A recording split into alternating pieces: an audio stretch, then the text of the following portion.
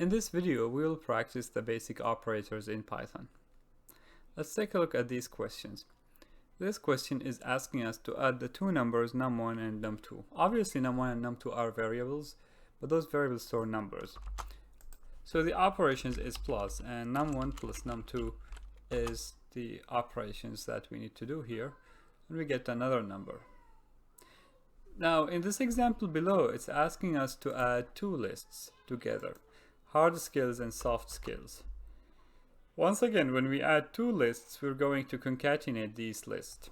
If I do hard skills plus soft skills, I will get a list that contains the items of hard skills and soft skills. This is very similar to adding strings.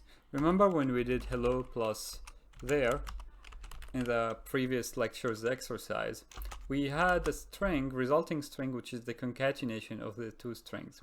Again, you can see here that a string is very similar to a list in the same in another manner, that both of them can be concatenated with other sequences. Once again, a string is a sequence of characters, a list is a sequence of items. These items happen to be here strings, but it's a sequence of items. This can have any items, you know, a number, a string, anything can be a member of a list. Okay, next let's try to add number1 to hard skills. If we try to do this, we're gonna get an error, a type error, and this is because we cannot add a number to a list. If our intention was to add a number as a member in the list, meaning include a new a number as a new member in the list, we need either to use the function append. So we need to do hard skills dot append num1, and notice that this method, this function, changes the list. It doesn't return anything to us. If I hit run, I don't see anything, but if I probe into hard skills for another time, I'm going to see that it has changed. The other way to do this adding operation, and I'm going to reset the values of hard skills for now, is to add the number as in its own list and then add the two lists together. So we will do hard skills plus num1 in two brackets. What does it mean? It means that I created a list that has one member, which is number, and I'm concatenating this list with hard skills. If I do this, you notice that this operation gave me back a value. It did not change hard skills. Hard skills is still Java and Python. So if I want to change this, I need to assign it back to hard skills. So let's take a look at these two ways of doing this operation. This one is doing the operation by relying on a method in the list data type. Again, each variable is an object in Python, so this this variable of a list data type has access to all of the functions or methods in the data type, including append and including other methods, as you can see here. This one is using a built-in operator in Python, which is adding two lists. That's the first difference. The second difference is that this function has a side effect, and this is something very important. We will see that functions in Python belong to two different classes. Functions that have a side effect, meaning they don't return anything, but basically they change the underlying object on which they are called, such as append. And there are functions and operations that do not have side effects, such as this one. If you add a list to a list, you get a new list, but the original list is kept intact. And because I wanted to have a side effect here, I had to assign it back to hard skills. Similarly, if I don't want a side effect here, I need to reset the value of hard skills. Knowing what function has a side effect and what function doesn't is important. Now, as a side note, if we need to check the documentation of a certain function, obviously the first go-to is, web browser. Google is your friend. You can Google append Python and get a help here, but you don't need to go to Google. There are two ways to access the official documentation from the notebook. One is by using a function called help.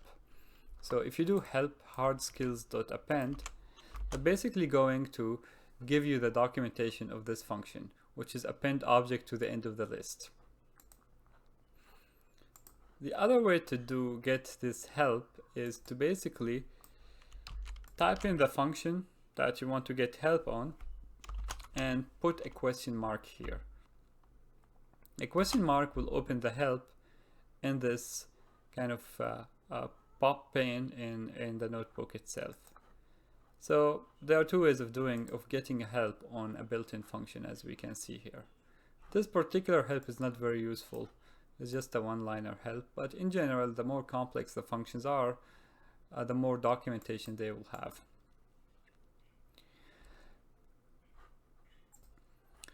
Alright, can we multiply number 1 by hard skills?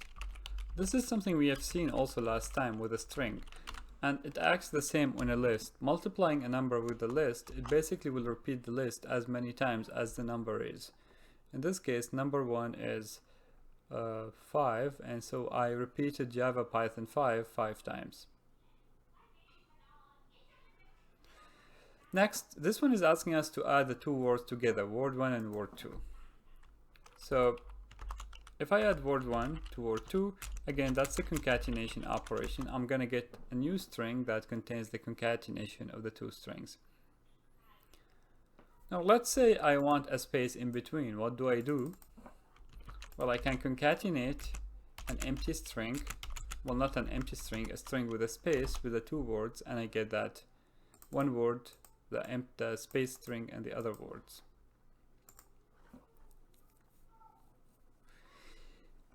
Next, can we concatenate number 1 to word? Meaning I want to add number 1 to word, num1 plus word 1, and I'm hoping to get 5 Java in this case. Unfortunately, this will not work. Now, if you're coming to Python from a Java background, you will be puzzled by now, because this is something common in Java. You can add a number to a string and you get a string concatenation. And that's because Java by default promotes integer to string when they add it to strings. Python doesn't do that. And actually it says that this is unsupported operation in between integer and string. How do we make it happen? How do we make number 1 concatenate to word 1? So to make that happen, we need to convert number 1 to string. And because Python doesn't do this conversion automatically, we need to force convert it. This is called typecasting. It's changing one variable from one type to the other. And to do typecasting, we just use the name of the data type, parentheses, and we pass in the variable or the value that we want to cast here. So strnum1 will be 5 in quotations, right? It has converted 5 from being a number to being a string, and now it can be concatenated to word 1. Okay, can we multiply number 1 by word 1? This one doesn't need casting. Actually, if you cast it, you'll get an error, because this operation is supported in Python. It's basically repeating the same string as many times as the value of that numerical variable. Let's take a look at some comparison operations.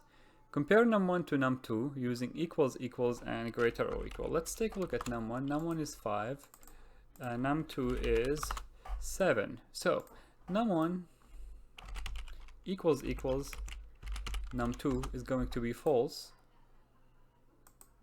and num1 greater or equal to num2 is going also to be false.